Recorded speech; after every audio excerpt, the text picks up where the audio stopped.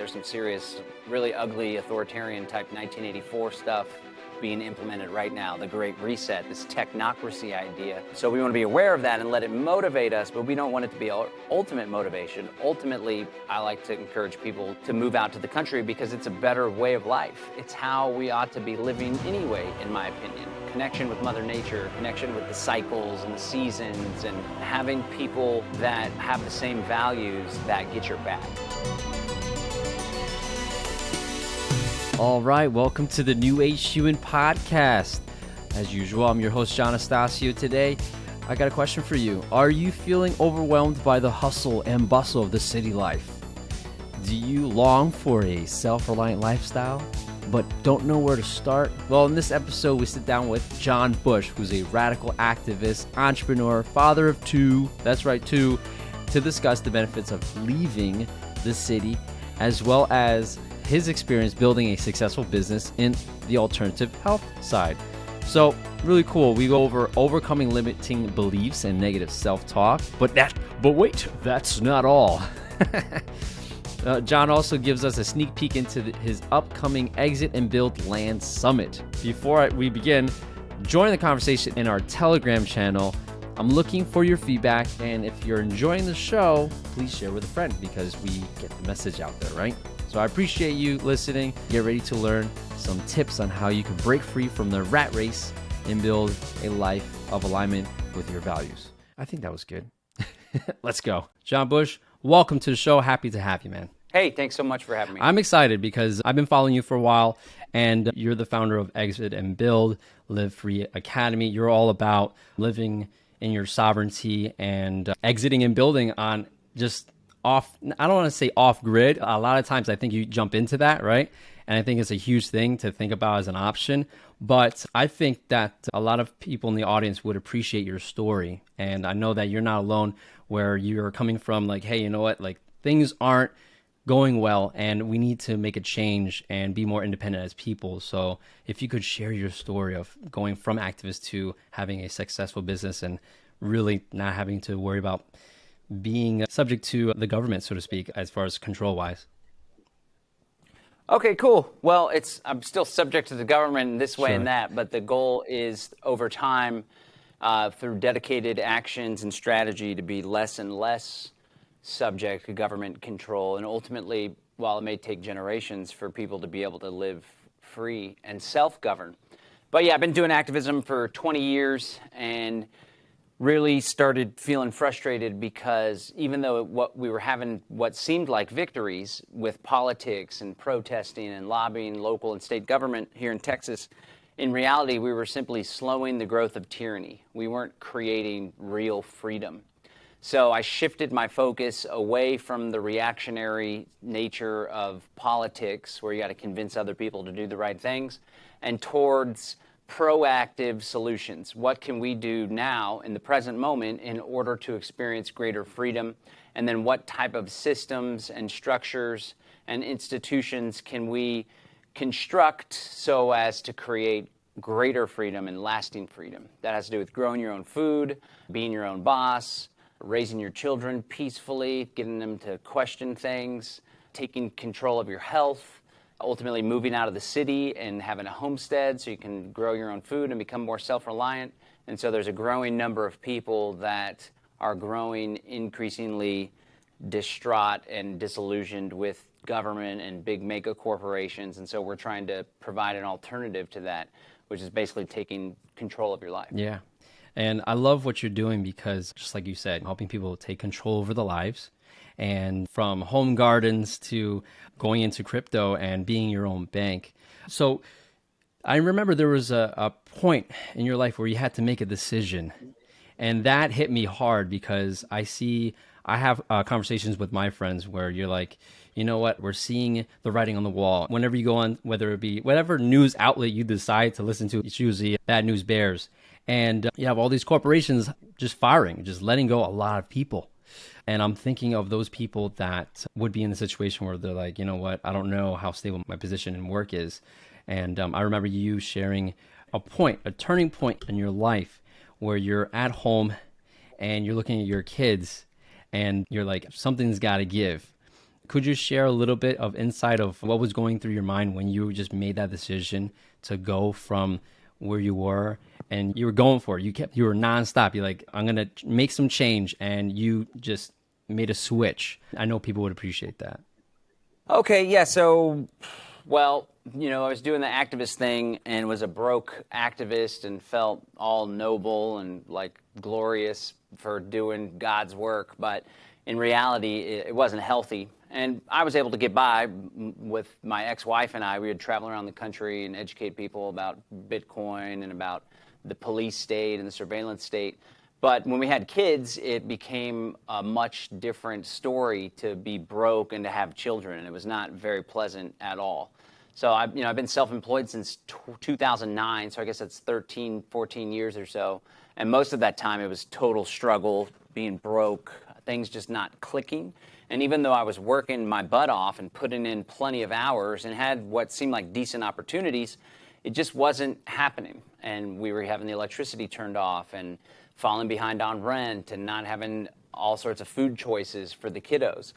And so it was because of this pain and this adversity that I really pushed myself to do more. Well, not to do more, but to really shift my mindset. And ultimately, looking back and reflecting on it, it was like, so what really was the thing that catapulted me into greater success? And like I said, it wasn't working harder. It wasn't a different vehicle. It was a shift in mindset. And instead of focusing so much energy and attention on that which I wanted to avoid, conflict with the ex, the electricity getting turned off, financial struggle, I instead focused on that which I wanted in life. Abundance, be able to travel, give my kids amazing experiences, have a homestead, an intentional community. And so when I shifted that focus, it made it easier with less resistance to achieve those things that I wanted in life. And so I always encourage people and try to teach people to really hold true to this understanding that where attention goes, energy flows. So the more you focus on something, the more likely you are to manifest more of that. So oftentimes when people live in fear and stress and scarcity, they are simply going to create a cycle of all those things. But if you can step back and instead be grateful for what you have, really get a clear picture of where it is that you want to go, the person you want to become, the life you want to live, and then ask yourself in the present moment, are my thoughts, my actions, my habits in alignment with that person that I want to become? And if they aren't, then stop doing those activities, shift the way you think, create healthier habits. If they are, then lean into that and do more of that. It also has to do with the people that you surround yourself with, too, or what type of energy are they putting out in the world? Are they lifting you up? Are they tearing you down? Are they casting doubt in your mind? Or are they helping to empower you and cheer you on, no matter what position they may be in? So it seems esoteric or metaphysical, but ultimately the mindset is absolutely critical for success. Yeah. We love the esoteric. We love the metaphysical. And we've dove deep into that. I'm sure, are you familiar with The Secret? Or the law of attraction? Would you say that you dive into that a lot when it comes to making decisions and just keeping a level head? Because it sounds like you're using key words from that type of mindset. Mm-hmm. Yeah, for sure. Law of attraction, Napoleon Hill in Think and Grow Rich iterated a lot of the same stuff. A lot of it can be traced back to Eastern philosophy and Eastern religions and Buddhism and such as well. But one great example, I have this company, Braid Botanicals. We sell this product, this natural health product called Kratom. It's the powderized leaves of the Kratom evergreen tree. Helps with stress, anxiety, focus, energy. Some types are good for pain and relaxation, sleep as well. And so I've been doing this company since 2016, so I guess 6 years or so. And for a while, it was really challenging. And it would always come time to reorder more product. We imported from Indonesia. And so I would get a big price discount if I would buy 100 kilos at a time. But oftentimes, when I would be in this place of scarcity, focusing on the struggle and what am I going to do? I've got bills to pay. I can't let the bank account drain too low. And that was where my thoughts were, right? I was in a state of lack and fear and scarcity. And so because of that scarcity, I would make scarce decisions. Maybe I'll just order 20 at a time, even though I'll pay a little bit more. It'll allow me to have some more money in the bank just in case we get these bills that are due or whatever. So you buy 20 of them coming from a place of scarcity, and then before you know it, you run out of those 20, and now there's orders that are still coming in, and you have to spend a bunch of time letting your clients know that unfortunately we don't have this type in stock, and is it okay if we ship you this, but we split your order in half and we have to ship the other piece later on when it comes in. Creates all sorts of headache, bad customer experience, and that only leads to more scarcity because maybe people will be turned off, or it takes more energy on your behalf. So I realized, like, wait a second, there's this point where you're like, okay, now's my opportunity to step into this place of abundance and to do something differently. So I started pushing myself to go beyond my comfort zone and order 100. And have to pony up, thousands of dollars, and it would be a little bit scary, but at the end of the day, I would have more product, and then I would actually just create a bigger problem for myself, and oftentimes in growth, problems are good because they force you to come up with solutions. So now it's like, well, we did drain the bank account, we got all this inventory, now I'm just forced to sell it faster through more creative marketing and through affiliate promotion and all sorts of stuff. So come to find out that, when you make decisions from a place of scarcity, when you're thinking from a place of fear, you're only going to create more of that in your life. And it's a metaphysical, spiritual thing, but it's also a very practical, grounded type of thing too. And just like somebody's insecure and maybe they were a bonehead in a previous relationship, and they find a new person that they're kind of vibing on, but in the back of their head, that little inner voice is like, don't be a fool, don't screw this up again, don't be awkward. And because that's where their head is and their mind is, then they're going to be awkward, they're going to be weird, they're going to do something that may turn off the other person. But if you believe in yourself, if you trust in yourself, if you're fond of yourself and you're a champion or a cheerleader for yourself, then the other person's going to pick up on that positivity and that uplifting attitude, and they're going to want more of it instead of being turned off by, the insecure little boy that never dealt with his inner work. And solid advice on that, because you hit it on the nail, or hit the nail on the head, where you're taking these risks, and you're like, you know what, I'm going to be put in a very vulnerable state, but you're also opening up to opportunities where you're going to have to find solutions. So it's like that risk versus reward. Just go for it and know that you're going to figure it out, because that's that growth factor. So yeah, definitely solid advice there. I do want to direct the conversation to independent communities or homesteading. And I'm sure someone is curious, what is it like going from, I'm not sure where your world was, if you were in the city or in the suburbs, but what's it like going from just doing it for the first time, like homesteading, and what's it like to be in that type of community? Sure. So yeah, I was born and raised in Austin, Texas, and it's a pretty big city.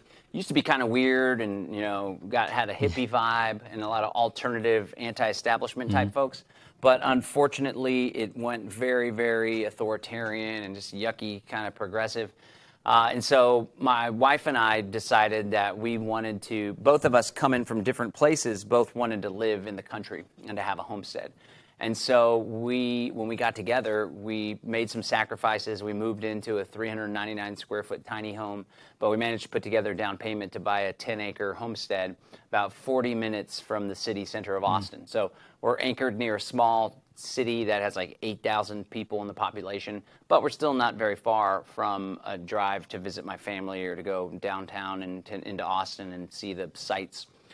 Actually, the sights aren't very exciting for me anymore because I've been there my whole life, but, nice restaurants and all that stuff. So, it's cool. It's a lot more slow and chill of a lifestyle. Our office is just 15 minutes up the road from our homestead. There's no traffic ever. Everybody tends to be much friendlier. We have a lot more space, so there's room for chickens. We have like 5 chickens. We need to get more. One of them died recently. We have some wicking beds, which is this container-type garden that has a reservoir of water, and the soil, the roots of the plants wick the water up, so it's a good thing for Texas, where sometimes there's not a lot of rain. We're going to get some cattle as well. We have 3 people that live on the property, 2 people right now. One of them will be living there probably in the next week or so. And, we all hang out sometimes. We do a little potluck style thing. We have breakfast together. So it's just this idea of getting back to the land, having a more peaceful, tranquil life, and ultimately being prepared. It's a twofold thing, back to the resistance, the reactive and the proactive nature. it's positive in that if crap hits the fan, or if when there's growing authoritarianism and surveillance in the big cities, we can be free from that. But that's also that reactionary place where it's important, and I use that a lot in my marketing and the work that I do to try to let people know, like, there's some serious, really ugly authoritarian type 1984 stuff being implemented right now, the Great Reset, this technocracy idea. So we want to be aware of that and let it motivate us, but we don't want it to be our ultimate motivation. Ultimately, I like to encourage people to move out to the country because it's a better way of life. It's how we ought to be living anyway, in my opinion. Connection with Mother Nature, connection with the cycles and the seasons, and having people that have the same values that get your back. That's really what it's all about. In fact, that's this group that we created, the Freedom Cell Network. There's like 38,000 of us all across the globe that recognize there's these problems, there's this tyranny, technocracy, all the crazy stuff that happened with COVID. But rather than fighting the system or complaining or diving deep on conspiracy research all day long, believe me, there's plenty of that too.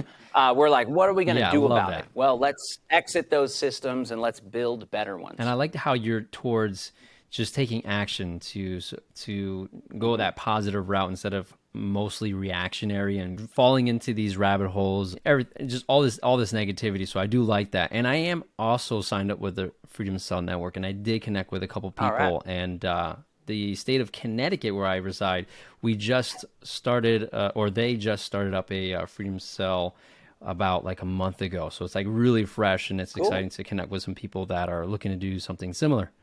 Love that. And when you were talking about just moving and getting the homestead ready and getting that plot of land, I was thinking to myself, when my wife and I are thinking, man, we need to get groceries. There's like one thing that we forgot about. And like right now, I'm pretty close. I'm maybe 5-10 minutes away from the grocery store. But as you go out there and you're further away, it's a completely different story. How far are you from like a grocery store if there's like something you need like last minute? I'm just curious. Sure. So I'm a big advocate of anchoring near a medium to small size city. Okay. So, for example, I like to go out to eat. Yeah. The kids, every once in a while, we take them by Best Buy or the Walmart to grab some toys or whatever. So we're about 15 minutes from downtown Bastrop. That's the city that we're near. There are other people that are, an hour away in the middle of nowhere, and maybe there's a small general store. But that's the type of experience where you got to go into town, like 45-minute drive, an hour drive. You pick up all your supplies, then you head back. So that's, for some people, it's safer that way as far as being away from the city. But we have an office, like a 4,000 square foot big office here, and multiple people working. So that would be challenging to do out in the middle of nowhere. And like I said, we go to the restaurants. My daughter goes to dance school.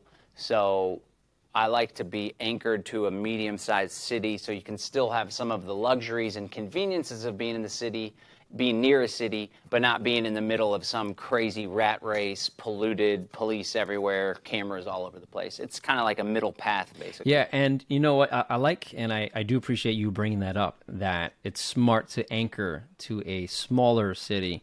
So especially, it'll be a culture shock if you're an inner city person, and I've seen it, you have the YouTube channels, and people are like, we're moving out of the city, and they just go way out there, and they're just like, oh no, what did we just do, right? You have to get this huge fridge, and like actually, I think you'll appreciate this. So a couple of friends of mine, we went camping, and I haven't gone camping in a long time.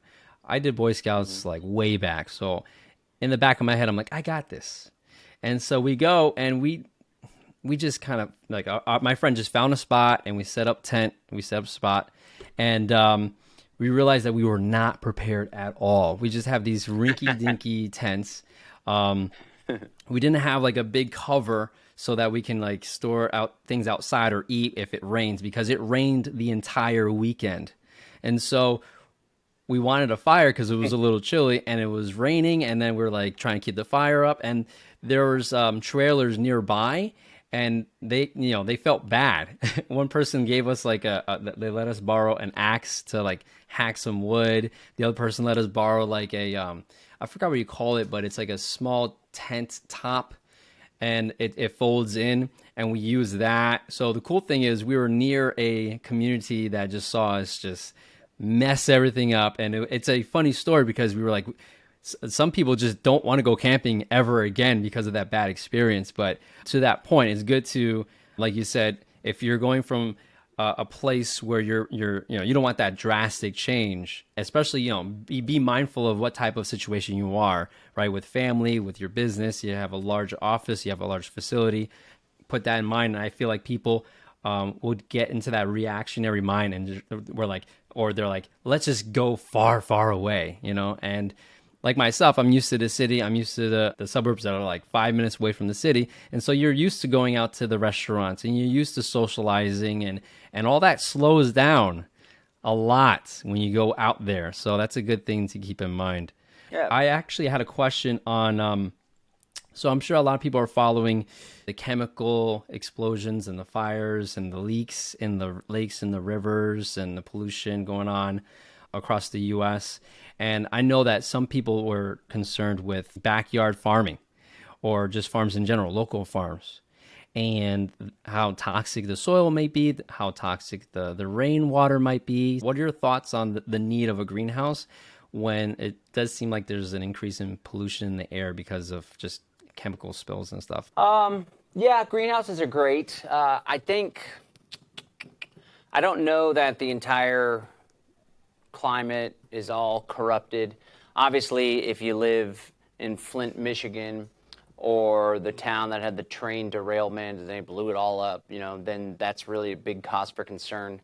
I know there are weather modification programs or chemtrails taking place, but ultimately something like that, it just seems like there's not much you can do to overcome that.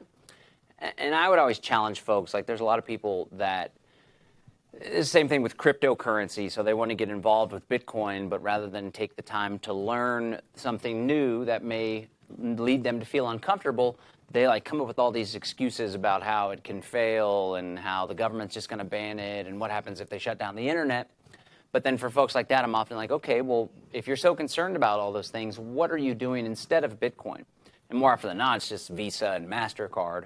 So just the same, and I'm not saying this of your Sure. friends or anything like that, but oftentimes I find people that are like, well, I don't want to do the gardening thing because the water's destroyed or the water table under my land or whatever. And it's like, okay, well, so what are you doing? And, more often than not, they're just buying groceries from the grocery store, which we know is chemically grown and has all sorts of problems. So that's just something that comes to mind. I'm real conscious of obstacles that people impose on themselves consciously or subconsciously.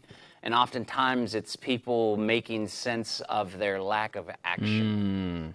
That's a good phrase because I see that a lot where you find ways to create excuses to not set yourself up correct. And then you go to your default, and then the default's actually worse. I wanted to go back into entrepreneurship. You have a lot going on, and I know that it wasn't the easiest just path to freedom, to the direction and what you have accomplished already.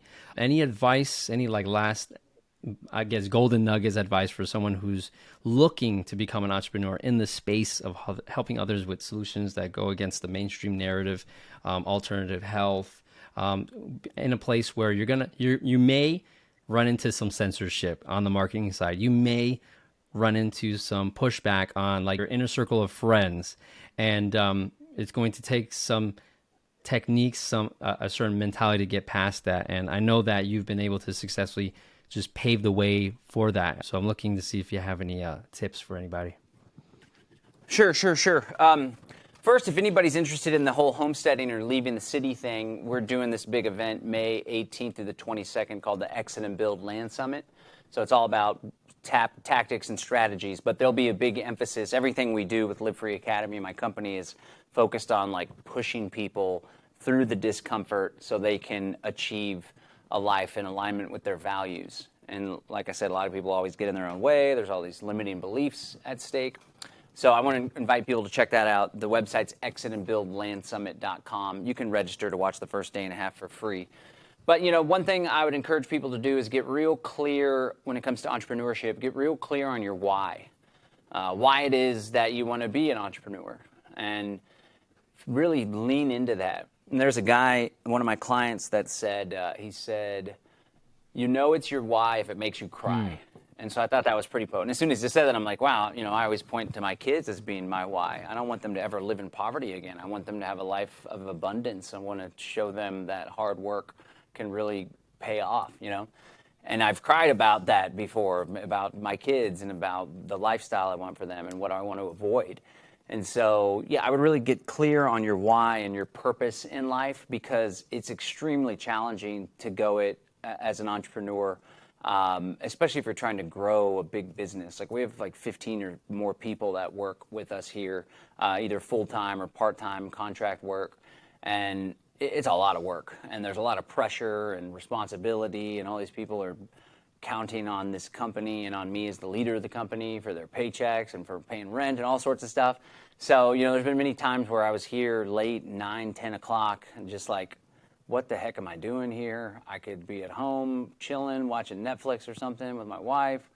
But in those moments of difficulty and adversity, I always focus back on my why. I'm trying to have a positive impact on the world. I'm trying to do amazing things for my kids. Like, we're going on a big 8-day cruise in July. I've never done anything like that myself. It's most definitely expensive, but my kids are like so excited about it and like completely blown away in anticipation. So whenever you struggle, I would encourage people to focus back on your why, because it'll help you push through that resistance. And then I just learned, I guess, in high school to not really care what other people think.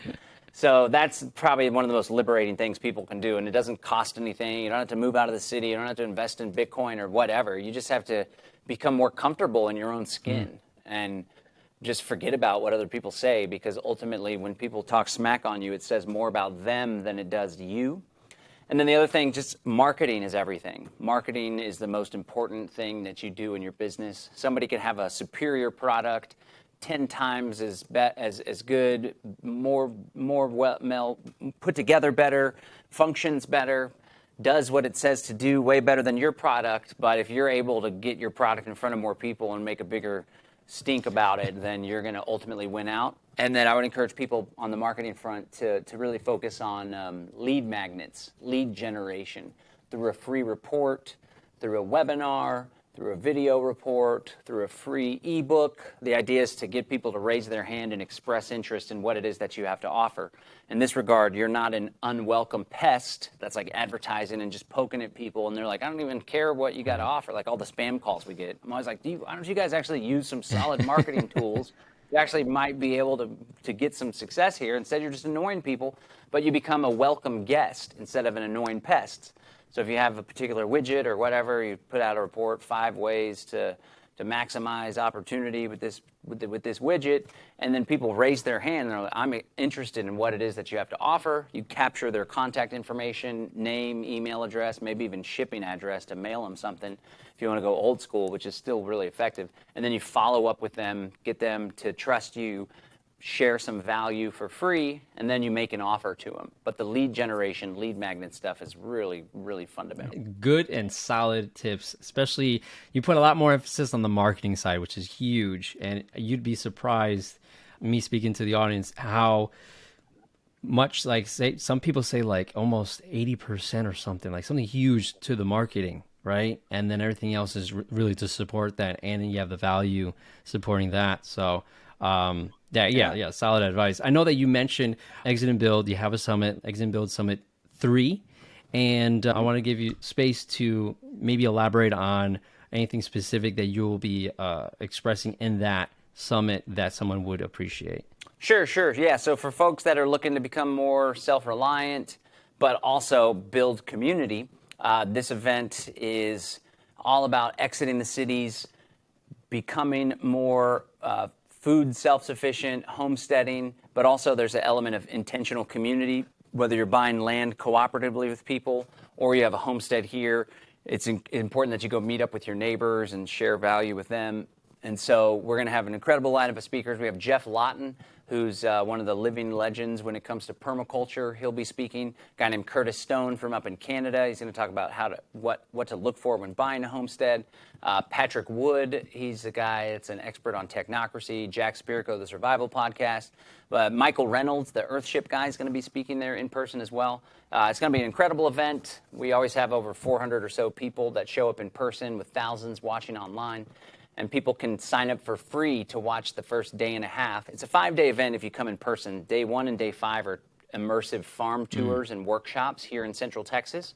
And then day 2, 3, and 4, the 19th, 20th, and 21st of May, are the actual conference. So you can sign up for free, exitandbuildlandsummit.com. Doesn't cost you anything. You get to watch the first day and a half.